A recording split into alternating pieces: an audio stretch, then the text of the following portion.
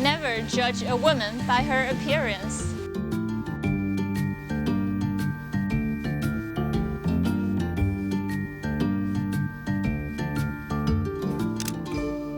I'm a die-hard fan of American TV drama, K-pop, Japanese cartoon, and video games.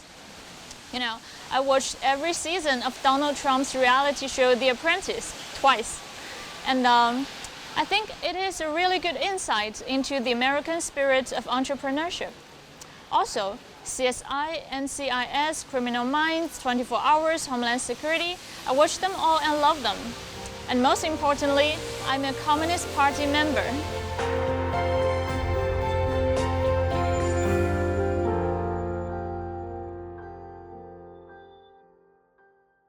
I work for Xinhua News Agency.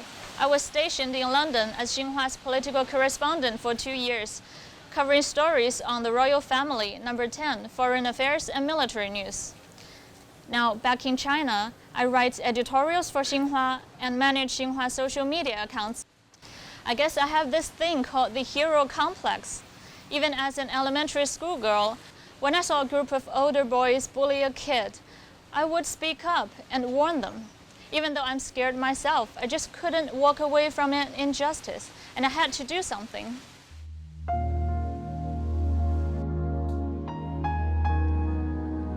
Growing up, I saw more injustice. During China's rapid development, rampant corruption became a problem. When you see government play cars parked outside of entertainment facilities in broad daylight, or when you hear about how money can buy you government positions, or how official positions can bring you privileges and material gains, you know something seriously wrong.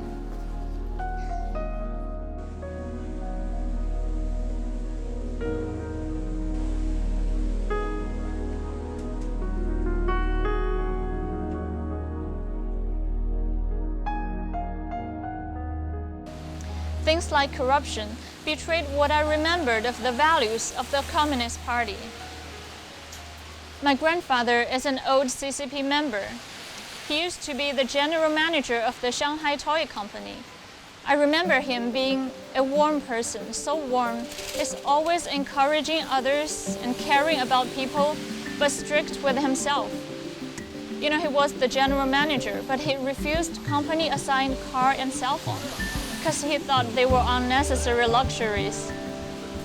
I remember him getting up at 5 in the morning and rode an old bicycle to send me to school, and then ride another hour to work.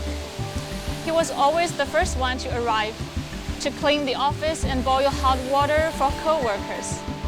That's how the traditional value of the Communist Party, which is to serve the people and lead by example, rooted in my heart. Actions are needed, I thought. It's encouraging to see the sweeping anti-corruption campaign that soon followed.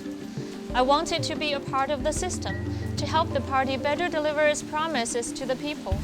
And that's why I became a party member.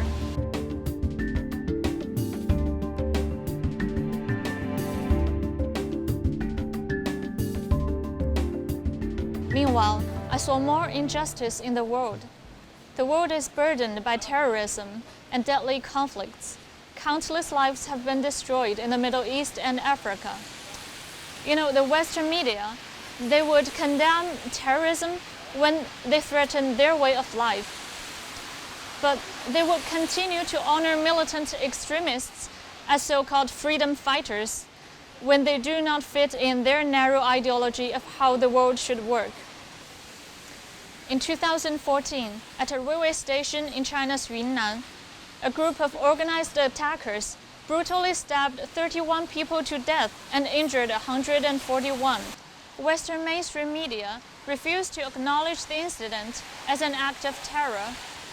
But in the eyes of Western media, a single attacker who stabbed a soldier to death in London while chatted casually with bystanders until the police came and arrested him was surely a terrorist. That is injustice. How the industry of journalism failed to go beyond the petty Western-centric view of the world, and how they would dictate to others their definition of freedom. How they are not willing to see the good in a regime that delivered the biggest poverty reduction in human history, and seek experiences that might benefit the world we share. I don't want that kind of free media. I want our media to be responsible and accountable. That's why I became a journalist for Xinhua.